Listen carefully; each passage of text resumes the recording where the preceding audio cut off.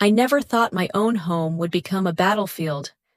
But the moment my husband looked me in the eye and said, "Mike and Laura are moving into our bedroom," I knew my place in this house was never mine to begin with. I'm Hannah, and for years, I built a life with Ryan, only to realize I was just a provider, not a partner. My money, his to spend, my space, his to give away. And when I finally said enough, that's when everything spiraled out of control. I walked into my bedroom, but it wasn't mine anymore. My husband stood there, tossing my things into boxes like I was just another piece of furniture being moved out of the way. That was the moment I knew I wasn't his wife. I was just an obligation he no longer cared to respect. And what happened next changed everything. The alarm clock buzzed at 6:45 a.m., but I had already been awake for an hour. Sleep had become a rare luxury, and my mind constantly raced with deadlines, unfinished projects, and the weight of running a household practically on my own. I pulled the sheets off, moving carefully to avoid disturbing Ryan. He had stayed up late watching TV in the living room again, his usual routine ever since he lost his job. I slipped into my robe and padded down the hallway, heading straight to the kitchen. The smell of fresh coffee filled the air, but the warmth of it did nothing to ease the tension in my chest. Today was a big day. I had a presentation with a high-profile client at the firm, one that could elevate my career if it went well. I grabbed my phone from the counter and instinctively checked my bank account, a habit that had become second nature since Ryan started treating our joint finances as his personal playground. My breath caught in my throat. A $5,000 withdrawal. I stared at the screen, willing the numbers to change, to be some kind of error. But there it was, a gaping hole in our savings, money I had meticulously put aside for bills, emergencies, and for the simple reassurance that I had control over at least one thing in my life. My fingers clenched around the phone as I heard heavy footsteps behind me. Ryan strolled into the kitchen, stretching his arms as if he had just awoken from the best sleep of his life. He yawned, rubbing his jaw, then grabbed a mug from the cupboard and poured himself coffee. "Morning," he mumbled, not even sparing me a glance. I tightened my grip on my phone. "Did you take $5,000 from our account?" Ryan took a slow sip of coffee, his expression unreadable. "I invested it." He leaned against the counter, completely at ease. "Don't worry, you make good money." I stared at him in disbelief. "You invested it?" My voice came out sharper than I intended. He finally met my gaze, his eyes narrowing slightly. "Yeah, a business opportunity came up. Look, it's gonna double in no time." I let out a breath, my pulse hammering in my ears. "You can't just take money like that, Ryan. We're supposed to discuss these things." Ryan sighed heavily, as if I were an inconvenience. "You act like we're broke, Hannah. You pull in 10 grand a month, and I've been out of work. Yeah, but I'm making moves." I set my phone down carefully, my hands shaking from frustration. "This isn't about the amount. It's about the fact that you didn't even ask me. You don't get to just take money from our savings without talking to me." He rolled his eyes. "Jesus, you're dramatic. It's just money, Hannah. You'll make more." The sheer audacity of his words sent a chill through me. This wasn't the first time he had done something like this, but every time I pushed back, he treated me like I was overreacting, like my concerns were invalid. I had been working myself to exhaustion, sacrificing weekends, skipping vacations, just to keep our household afloat. And he dismissed it like it was nothing. I took a deep breath, forcing myself to stay calm. "Put it back, Ryan," he scoffed. "It's already tied up. Relax. I know what I'm doing." I clenched my jaw, knowing this conversation was going nowhere. Pushing further would only lead to another fight, and I couldn't afford that. Not today, not with my presentation looming over me. I turned away, willing myself to focus on something else, anything else. But then his voice came again, casual, almost an afterthought. "Oh, by the way, Mike and Laura are moving in." I froze. I turned back to face him slowly. "What?" He took another sip of coffee. "My brother and Laura, they need a place to stay for a while, so they're moving in." I blinked, struggling to process what I was hearing. "For how long?" Ryan shrugged, unconcerned. "No idea, but they'll take our bedroom." I let out a sharp laugh, not out of amusement, but out of sheer disbelief. "Our bedroom?" I repeated, my voice shaking. "Are you kidding me?" He finally looked up, his expression hardening. "They need space. The guest room's too small. It just makes sense." It just makes sense. I felt like the floor had disappeared beneath me. This was my home. I paid the mortgage. I paid the bills. I worked to keep this roof over our heads. And now, not only was my opinion ignored, but I was being shoved aside. Again. I took a step closer, lowering my voice. "Ryan, this is my home. I deserve a say in this." His jaw tightened. "This is my home, too." I swallowed back the sharp words threatening to spill out. "And where am I supposed to sleep?" Ryan was already walking away. I pulled into the driveway, just as the last rays of sunlight stretched across the pavement. The weight of the day clung to me, exhaustion settling deep into my bones. All I wanted was a hot shower, a quiet meal, and the comfort of my own bed. The moment I stepped inside, I knew something was wrong. Suitcases lined the hallway, their bulky frames blocking the path to the stairs. Voices carried from the second floor, familiar but unwelcome. I hurried up, my pulse quickening. When I reached the master bedroom, my stomach twisted. Mike and Laura were inside, their belongings spilling onto my bed. Laura unzipped a suitcase, casually pulling out folded clothes, while Mike tossed a duffel bag onto the dresser. They moved with the ease of people settling into a space they had every right to occupy. My space. The air in the room felt thick, suffocating. Ryan leaned against the doorframe, arms crossed. Watching me like this was just another normal evening. I turned to him, struggling to keep my voice steady. "We didn't talk about this. I live here too." Ryan smirked, unfazed. "You'll manage." I clenched my fists. "Where am I supposed to sleep?" Ryan pushed off the doorframe, strolling past me into the hallway. He gestured vaguely toward the living room downstairs. "You can take the couch." I let out a breath, trying to process what was happening. "The couch?" My voice came out sharp, disbelief cutting through the exhaustion. Ryan shrugged. "It's temporary. Don't make a big deal out of it." I looked back at the bedroom.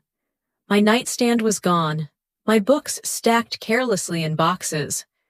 The framed picture of my parents that once sat beside my bed was now wedged between a pile of folded sheets.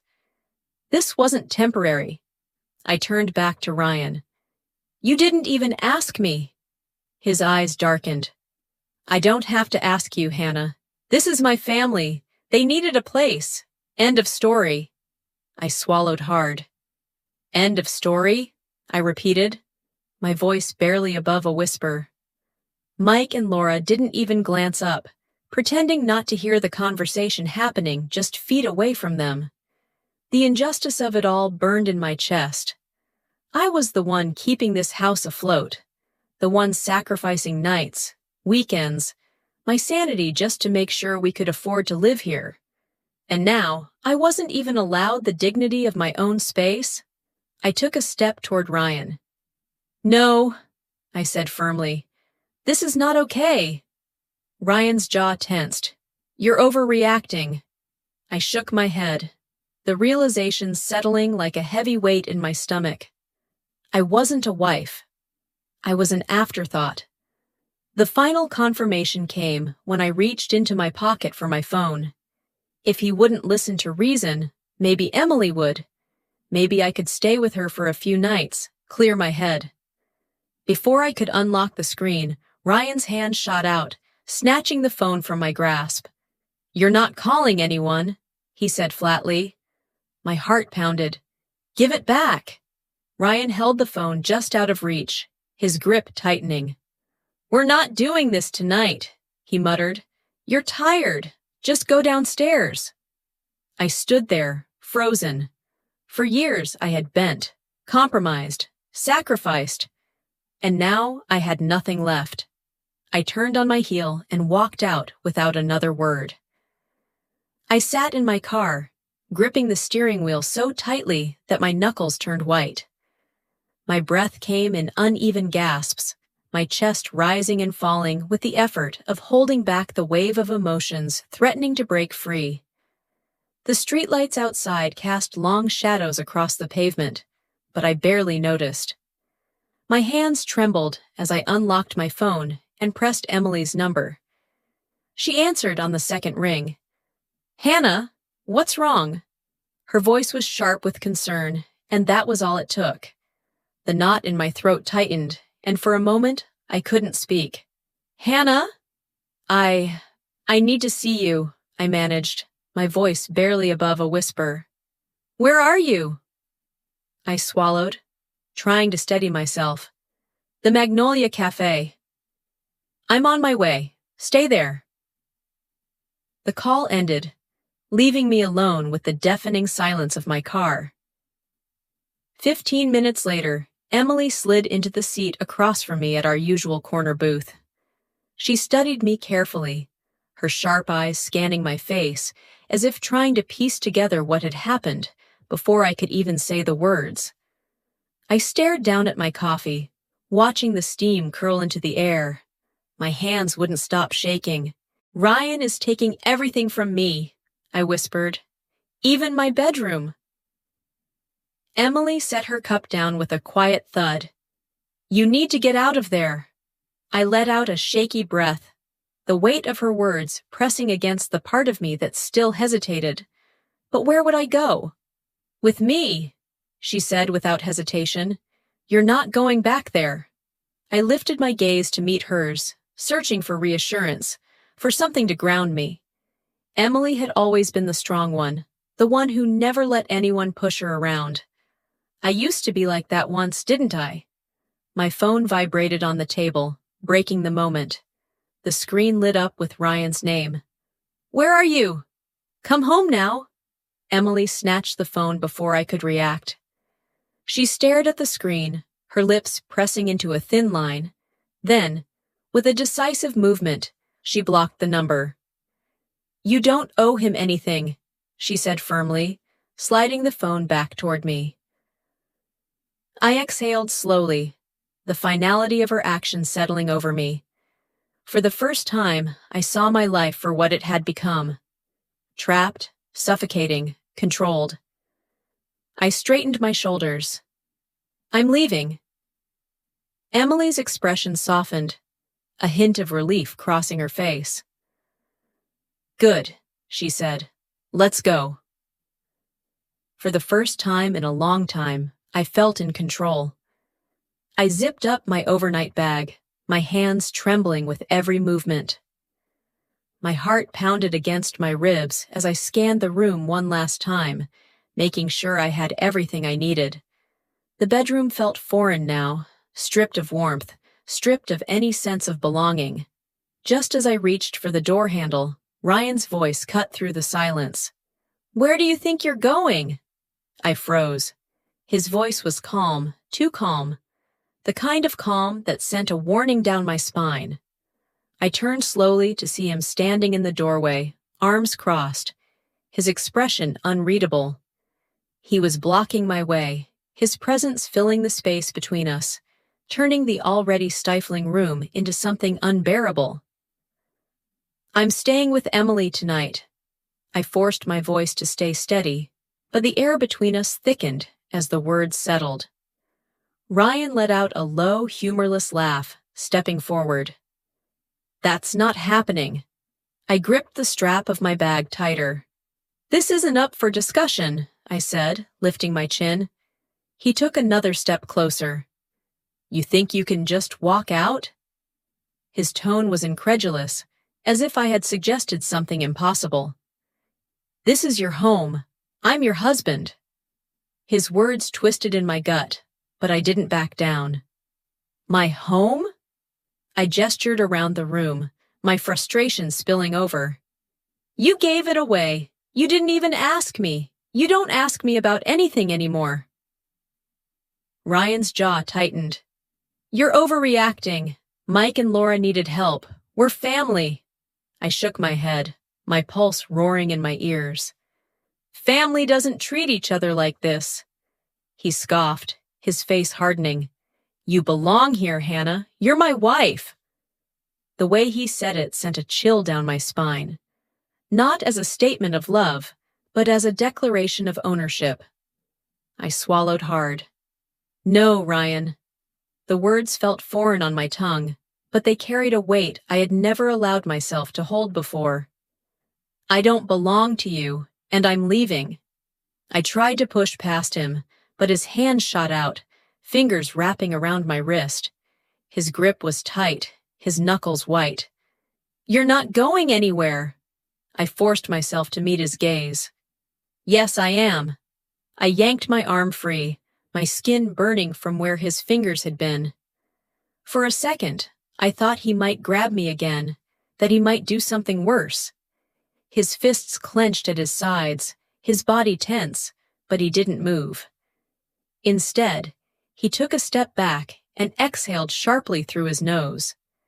"If you walk out that door, don't come back." I hesitated, not because I wanted to stay, not because I doubted my decision, but because I knew, in that moment, that this was it, the final breaking point. I reached for the doorknob. Ryan didn't try to stop me this time.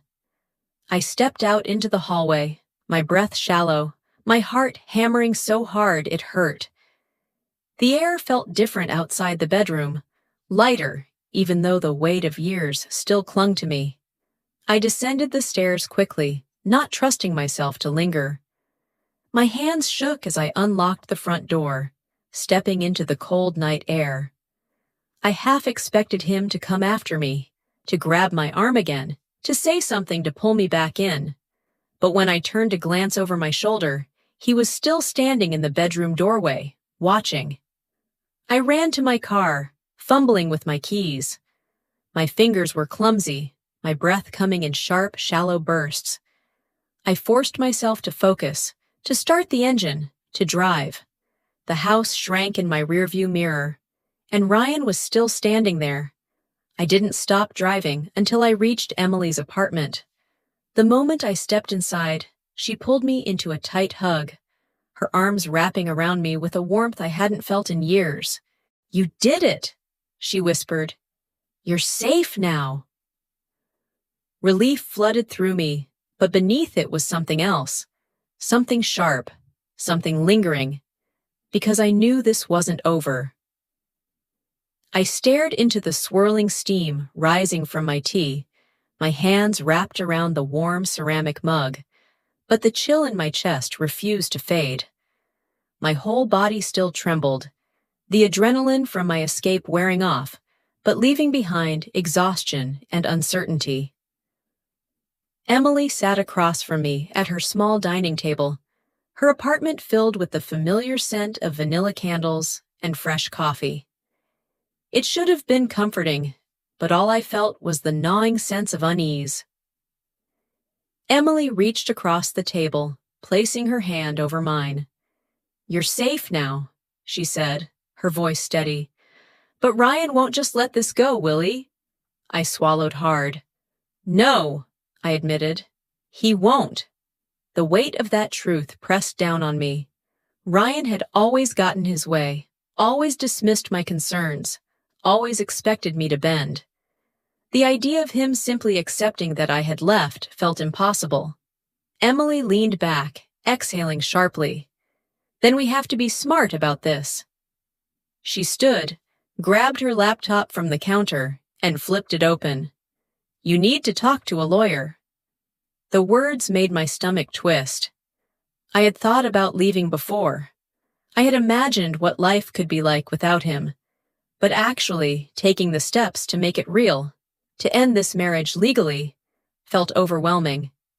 Divorce, I murmured, the word foreign on my tongue. I never thought I'd be doing this. Emily's eyes softened. You deserve better, Hannah. And you don't have to do this alone. I took a shaky breath and nodded. We searched for attorneys in the area, scrolling through profiles and reading reviews. My hands felt cold as I scrolled past law firms specializing in domestic cases, the reality of my situation pressing into me with every click.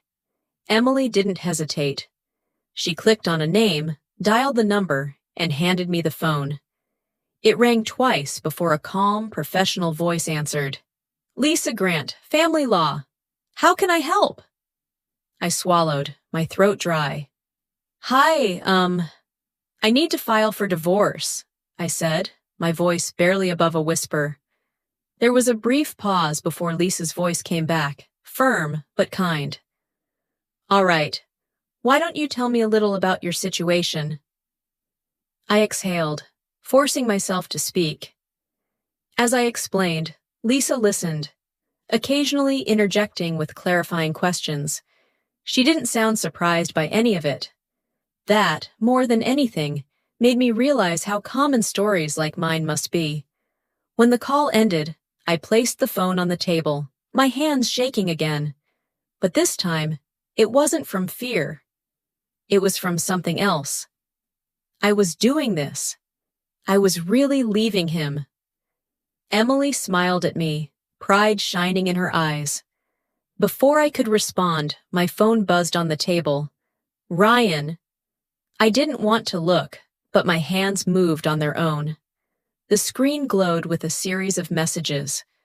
Come home now. You're making a mistake. You'll regret this. I inhaled sharply, my stomach twisting. Emily snatched the phone before I could react. She read the messages, her expression darkening. Then, without a word, she blocked the number and set the phone down. No more, Hannah, she said, her voice unwavering. He doesn't get to control you anymore. I let out a breath I hadn't realized I was holding. Lisa's words echoed in my mind. The first thing tomorrow, we'll file for a restraining order. For the first time in a long time, I felt something close to hope. I turned to Emily, gripping her hand tightly. I'm really doing this, I whispered. I'm really leaving him. She squeezed my hand. Yes, she said. You are. And for the first time, I believed it. Bang, bang, bang! I shot upright, my breath catching in my throat. My pulse pounded in my ears as I tried to orient myself in the darkness. It took a second for the haze of sleep to clear, for me to remember where I was. Emily's apartment. Safe. Away from Ryan. Or at least, I had thought so. Another loud bang shook the front door. I scrambled out of bed, my feet hitting the cold wooden floor.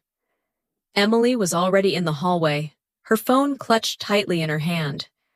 She pressed a finger to her lips, then tiptoed toward the door, peering through the peephole. She inhaled sharply. It's Ryan, she whispered. My stomach twisted into knots. Another pound against the door. Then his voice, thick with anger, and something else. Alcohol. Hannah, open the door. We need to talk. Emily's fingers tightened around her phone. I'm calling the cops, she murmured, stepping back. No, I whispered, shaking my head, my body frozen. I knew calling the police was the right thing to do. I knew it. But fear paralyzed me, wrapped itself around my chest, squeezing tight. Ryan's voice turned sharp, almost pleading. "Hannah, come on, don't be like this. Just let me in. We can fix this." I clenched my jaw. Fix this? After everything? Emily's thumb hovered over the call button. "This is your call," she said quietly. I hesitated. Then Ryan's voice changed. "You think you can just walk away from me?" His tone was darker now, all softness gone. "You think you can leave me, and I'll just let it happen?" My breath came in short, shallow gasps. He pounded the door again. "You'll regret this, Hannah. You'll see." Emily pressed the call button. The seconds stretched out like hours as we stood frozen, waiting. My hands balled into fists, my nails digging into my palms. I had spent years making excuses for Ryan, convincing myself that he would never hurt me. But this was different. The faint wail of sirens grew louder, cutting through the silence of the night. Red and blue lights flooded the apartment through the curtains. The pounding stopped. Ryan stumbled back, his silhouette barely visible in the glow of the flashing lights. I could see him standing there, his hands clenched at his sides, his body vibrating with barely contained rage. "Cops?" His voice was thick with disbelief. "You called the cops on me?" Emily didn't answer. The officers moved in quickly. I couldn't make out their words, but I heard Ryan's angry protests, saw the way his body tensed. My hands trembled as I wrapped my arms around myself. Emily pulled me away from the door, her voice low and steady. "It's over, Hannah." But I wasn't sure I believed that. The next morning, I sat across from Lisa Grant, my hands resting on the cool surface of her desk. A stack of papers lay in front of me. The words blurred together, but I already knew what they said. Restraining order. Lisa pushed a pen toward me. "This will keep him away," she said. "But you need to be prepared. Men like Ryan don't give up easily." I picked up the pen, my fingers curling around it. For years, I had let Ryan control me. Let him dictate my choices, my thoughts, my life. But not anymore. I signed my name at the bottom of the page. "I'm ready to fight for my freedom," I said. And for the first time, I truly meant it. My phone buzzed against the table, the vibration rattling against the wood. I stared at the unknown number flashing on the screen, my pulse quickening. I almost let it go to voicemail, but something in my gut told me to answer. I hesitated before swiping to accept. "Hannah?" The voice was familiar, though strained, as if forced through years of bitterness and exhaustion. "It's Linda, Ryan's mother. We need to talk." I sat frozen, gripping the phone tightly. The last time I had spoken to Linda had been at a family gathering months ago, before things had spiraled. She had always been polite, distant, never fully acknowledging the cracks in her son's behavior. "What do you want?" My voice came out sharper than I intended. Linda sighed. "Can we meet?" I hesitated, then glanced over at Emily, who was pouring herself another cup of coffee in the kitchen. She raised an eyebrow at my expression. "Where?" "There's a coffee shop on 6th, Linda said. "Nothing dramatic. I need to talk to you." I should have said no. Every instinct screamed that I owed this woman nothing, but curiosity won. An hour later, I sat across from her in a quiet corner of a cafe, the smell of roasted beans thick in the air. Linda looked tired. Her fingers trembled slightly as she stirred her coffee, her eyes avoiding mine. "Ryan's not handling things well," she said finally. "He's falling apart." I clenched my jaw. "That's not my problem anymore." She sighed, rubbing at her temple. I know you think that, but he's my son, Hannah. I folded my arms. And he was my husband. And yet, here we are. Linda exhaled slowly. He needs help. Maybe if you talk to him. I set my cup down hard enough that the liquid inside rippled. No. Her eyes met mine for the first time, searching, pleading. He's drinking more. He's not eating. He lost his job. I shook my head. He made his choices, Linda. I'm not responsible for him anymore. She swallowed hard, then looked down at her hands. She trailed off, then sighed. When she looked up again, something in her expression had changed. I'm just saying, desperate people do desperate things. My stomach twisted. Was that a warning? I asked, my voice low. Linda gave a small shake of her head, her mouth pressed into a tight line. She didn't say anything else as she stood, grabbed her purse, and walked out of the cafe. I sat there, gripping the table edge, my mind racing. Was she warning me or threatening me? I fumbled for my phone and dialed Emily's number. She picked up on the second ring. I think Ryan's getting worse, I whispered. We need to be careful. That night, I checked the locks on every door and window in Emily's apartment. And for the first time in weeks, I didn't feel safe. The apartment door creaked as I stepped outside. Fresh air filled my lungs, but the momentary relief vanished as my eyes landed on the small object resting against the doorstep, a single red rose. My breath hitched. My pulse pounded in my ears. A small note was tied to the stem with a thin ribbon. My fingers trembled as I unfolded the paper. You were always beautiful when you were mine. My stomach twisted. The handwriting was unmistakable. Ryan. I swallowed hard, glancing around the quiet apartment complex. The parking lot was empty except for a few cars. The streetlights flickered dimly. My skin prickled, the overwhelming sensation of being watched crawling over me like a second skin. I backed up, stepping inside and locking the door. Emily stood in the kitchen, stirring a cup of tea. When she saw my face, she set the mug down immediately. Hannah, what's wrong? Wordlessly, I held up the note. Her expression darkened as she snatched it from my hand, reading the words. Her jaw tightened. That's it. We're calling the police. I hesitated. I knew Ryan was pushing boundaries. I knew this wasn't normal. But part of me, the part still conditioned to second-guess everything, whispered. Maybe I was overreacting.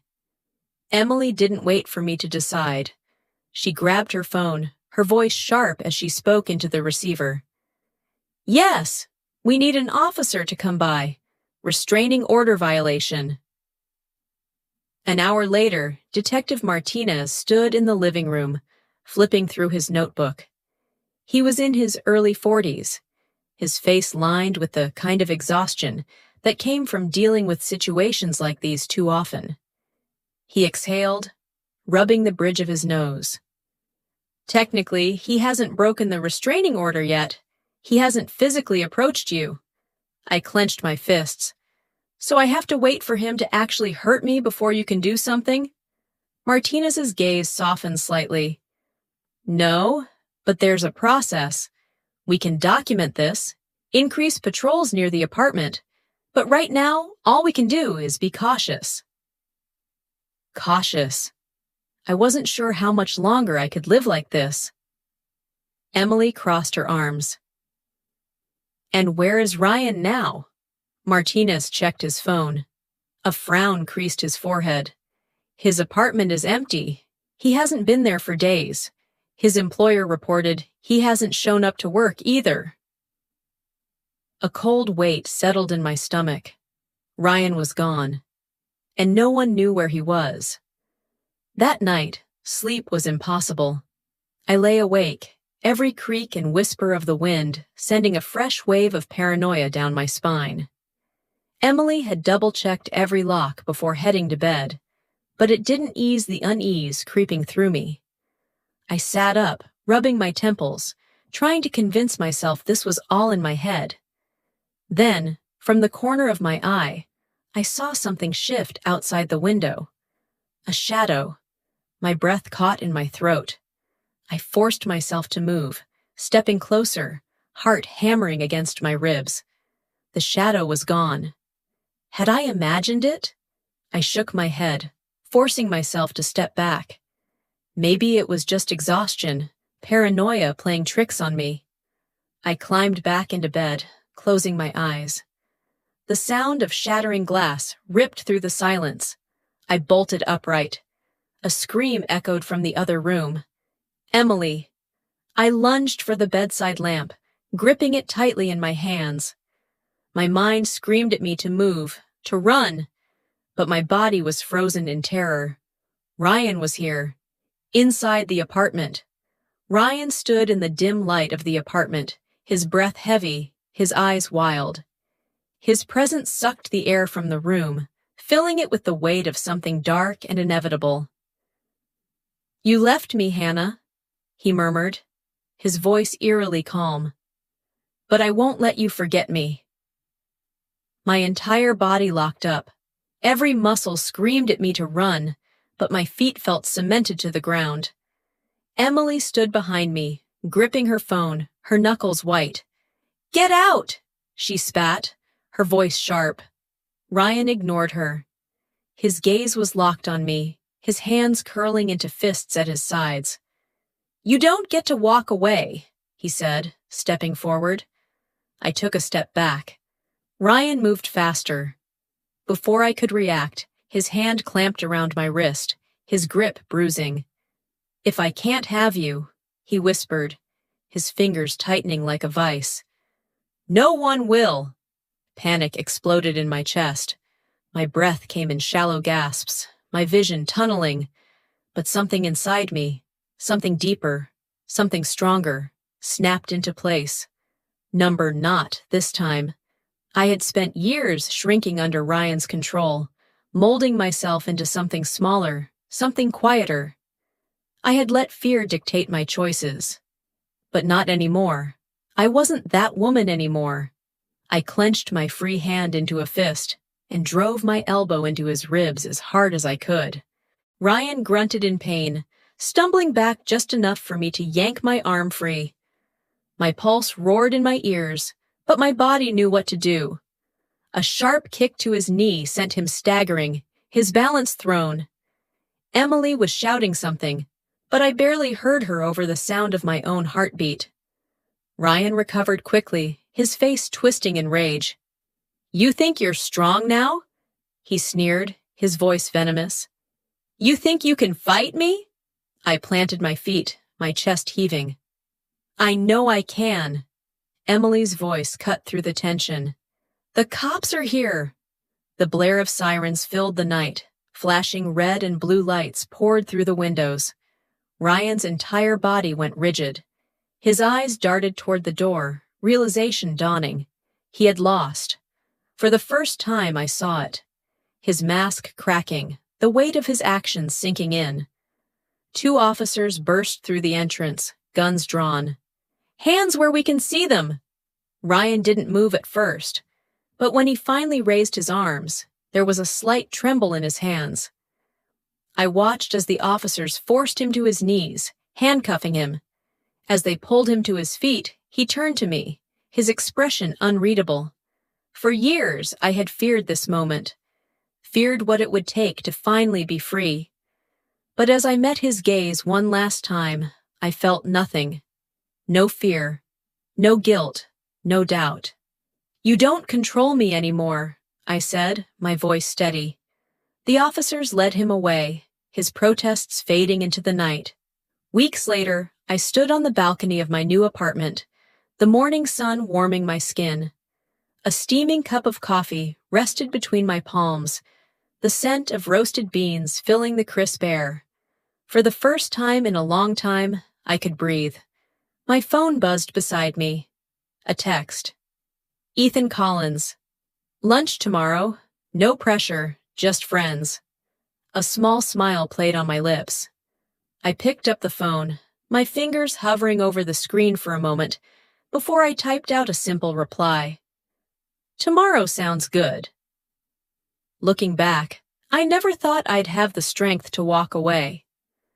I spent so long convincing myself that sacrificing my happiness for someone else was just part of love, part of marriage. But I was wrong. Love should never make you feel invisible. Love should never strip you of your voice, your home, or your dignity. The hardest part wasn't leaving. It was realizing I deserved to. If there's one thing I've learned, it's this. No one has the right to take away your peace. No one gets to dictate your worth. If you ever find yourself questioning whether you should stay in a place that makes you feel small, unheard, or afraid, please remember, you are stronger than you think, and you are never as alone as you feel. Now, I want to hear from you. Have you ever faced a situation where you had to stand up for yourself, even when it felt impossible? Drop a comment below. I'd love to hear your thoughts. If this story touched you in any way, type 1 in the comments, or tell me where you're watching from. And if you didn't connect with this video, let me know why. I'm always open to different perspectives. If you want to hear more stories like this, don't forget to subscribe so you won't miss the next one. Thank you for watching, for being here, and for being part of this conversation. I can't wait to see you in the next story. Stay strong, stay true to yourself, and take care.